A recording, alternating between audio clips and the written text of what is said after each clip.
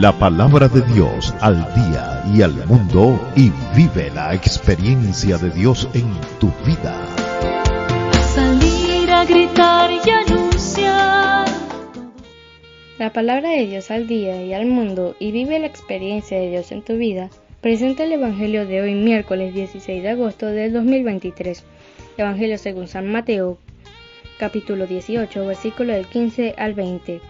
En aquel tiempo Jesús dijo a sus discípulos: si tu hermano comete un pecado, ve, amonéstalo a solas. Si te escucha, habrás salvado a tu hermano. Si no te hace caso, hazte acompañar de una o dos personas, para que todo lo que se diga conste por boca de 2 o 3 testigos. Pero si ni así te hace caso, díselo a la comunidad. Y si ni a la comunidad te hace caso, apártate de él como de un pagano o de un publicano. Yo les aseguro que todo lo que aten a la tierra quedará atado en el cielo, y todo lo que desaten en la tierra quedará desatado en el cielo. Yo les aseguro también que 2 de ustedes se ponen de acuerdo para pedir algo, sea lo que fuera, mi Padre Celestial se los concederá. Pues donde 2 o 3 se reúnen en mi nombre, ahí estoy yo, en medio de ellos. Palabra del Señor, gloria a ti, Señor Jesús. El título del Evangelio de hoy dice: ¿cómo conviven los hermanos en la fe? Cuando ustedes vayan a la Biblia, si tienen tiempo, además de hacer la lectura como la acabo de hacer yo, con la Biblia en mis manos, también es recomendable que lean el comentario que aparece al pie de página. Estos comentarios que aparecen al pie de página son los comentarios que hacen los teólogos, los exégetas, los biblistas, para que el cristiano se ayude a comprender más fácilmente. Y aunque el Evangelio a veces es tan sencillo y tan claro, pues siempre es bueno para el que estudia la Biblia leer estos comentarios para que esté seguro de que lo que está comprendiendo de la palabra es realmente lo que Cristo quiere que comprendamos los cristianos en la iglesia. ¿Cómo conviven los hermanos en la fe? Esa pregunta, eso lo podíamos nosotros convertir en una pregunta. ¿Cómo convivimos nosotros, los cristianos, como hermanos en la fe? ¿Estamos conviviendo? ¿Es una convivencia fraterna o es una convivencia a conveniencia? ¿Es una convivencia que nosotros la hemos marcado a nuestro capricho?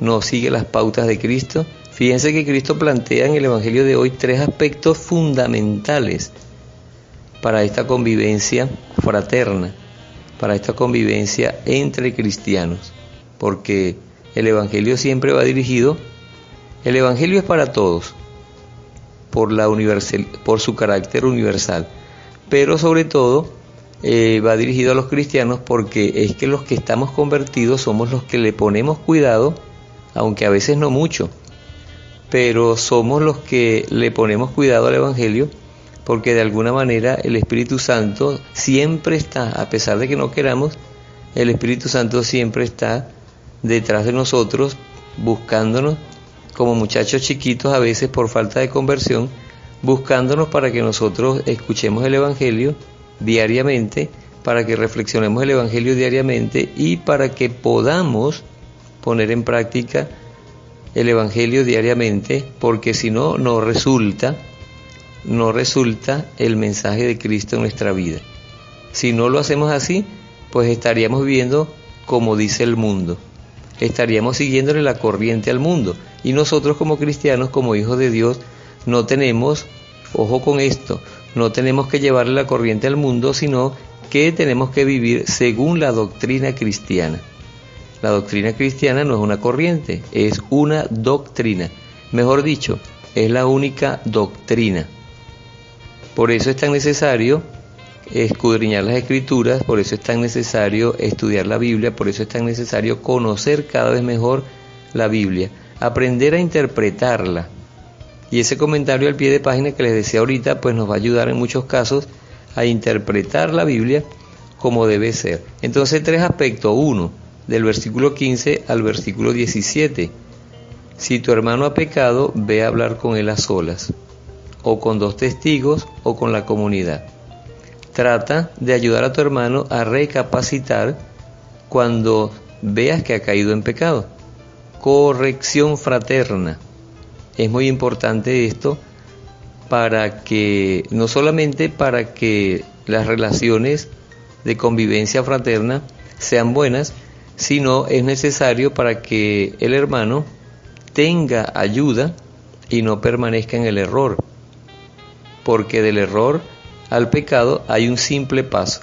Nosotros decimos aquí en Venezuela que hay un tilín, entre el error y el pecado hay un tilín, o sea que se puede llegar fácilmente si no se corrige a tiempo.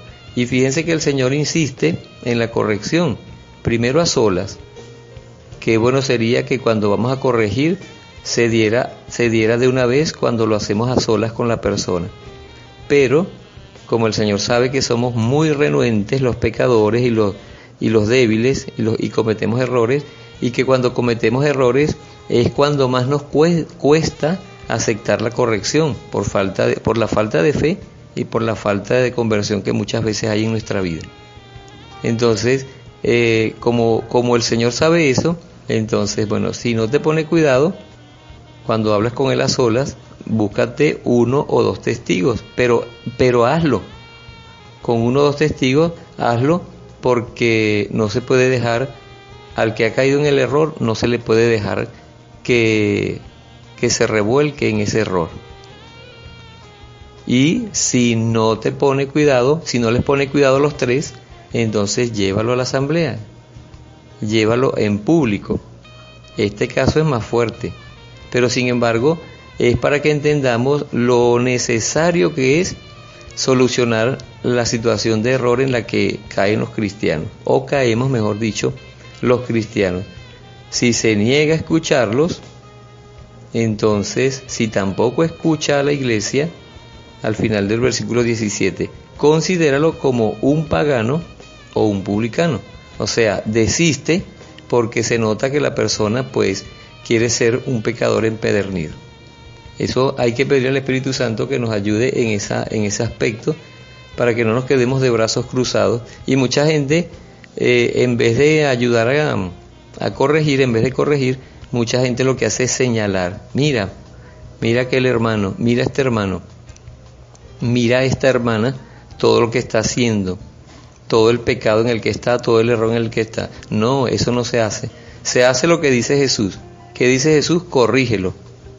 Y después el segundo aspecto habla sobre la capacidad que el Señor la autoridad y la capacidad que el Señor ha dado a la iglesia de atar y de desatar. Todo lo que aten en la tierra lo mantendrá atado el cielo, y todo lo que desaten en la tierra lo mantendrá desatado el cielo.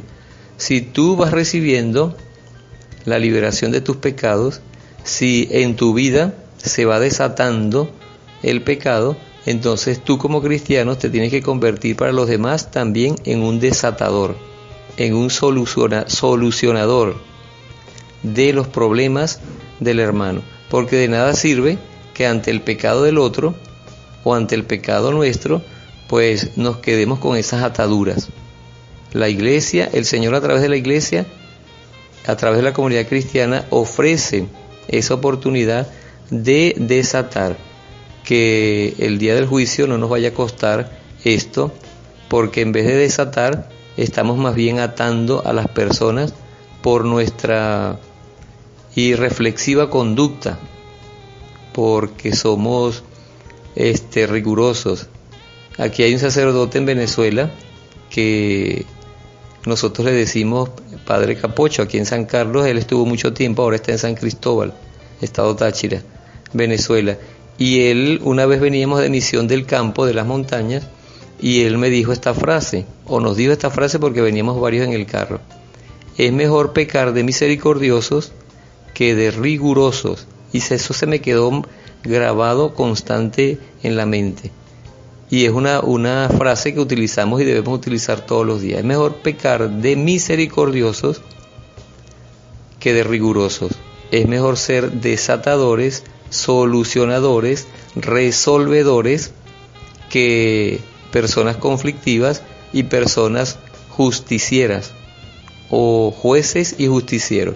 Y termina el Evangelio diciendo sobre el poder de la oración en comunidad, sobre la necesidad de orar en comunidad y sobre el poder que tiene esa oración en comunidad. Cuando 2 o 3 se reúnen en mi nombre, ahí estoy yo en medio de ellos. Por lo tanto, cuando se reúnen en comunidad, pueden pedir lo que quieran. Y la comunidad cristiana empieza desde la pareja, desde los esposos, con los hijos. Ahí está ya la primera comunidad cristiana.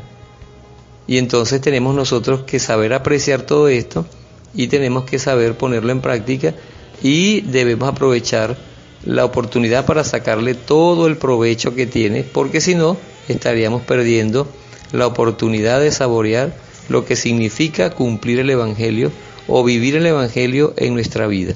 Pidámosle entonces al Espíritu Santo que nos siga impulsando para que nosotros podamos vivir fielmente, voluntariamente, vocacionalmente, comprometidamente las instrucciones de Cristo en el Evangelio. Estas 3 instrucciones que Jesús nos acaba de dar en el Evangelio tienen que ver con la convivencia fraterna. Que no pasemos la vida metidos en la iglesia sin sentir esa convivencia fraterna, sin amarnos, sin perdonarnos, sin corregirnos, sin abrazarnos, sin solucionar los problemas y sin orar juntos. Por Jesucristo nuestro Señor. Amén. Dios nos bendiga en el nombre del Padre y del Hijo y del Espíritu Santo. Amén. Yo soy Marlon Tovar, de la obra de la Palabra de Dios al día y al mundo, y vive la experiencia de Dios en tu vida, de aquí de la diócesis de San Carlos Cojedes, Venezuela. Tu palabra me da vida, confío en ti, Señor. Tu palabra es eterna, en ella esperaré. La palabra de Dios al día y al mundo, y vive la experiencia de Dios en tu vida. Salir a gritar y anunciar. Consagración al Inmaculado Corazón de María. Virgen María, Madre de Dios y Madre nuestra, a tu Inmaculado Corazón me consagro con todo lo que soy y con todo lo que poseo. Acógeme bajo tu maternal protección, defiéndeme en los peligros, ayúdame a superar las tentaciones que quieren llevarme al mal y preserva la pureza de mi cuerpo y de mi alma. Que tu Inmaculado Corazón sea mi refugio y el camino que me conduzca a Dios. Obténme la gracia de rezar y, por amor a Jesús, de sacrificarme por la conversión de los pecadores y en reparación de las ofensas cometidas contra tu Inmaculado Corazón. Por ti y por la unión con el corazón de tu divino Hijo, deseo vivir para la Santísima Trinidad, en la cual creo, a la que adoro, en la cual espero y a la que amo. Amén.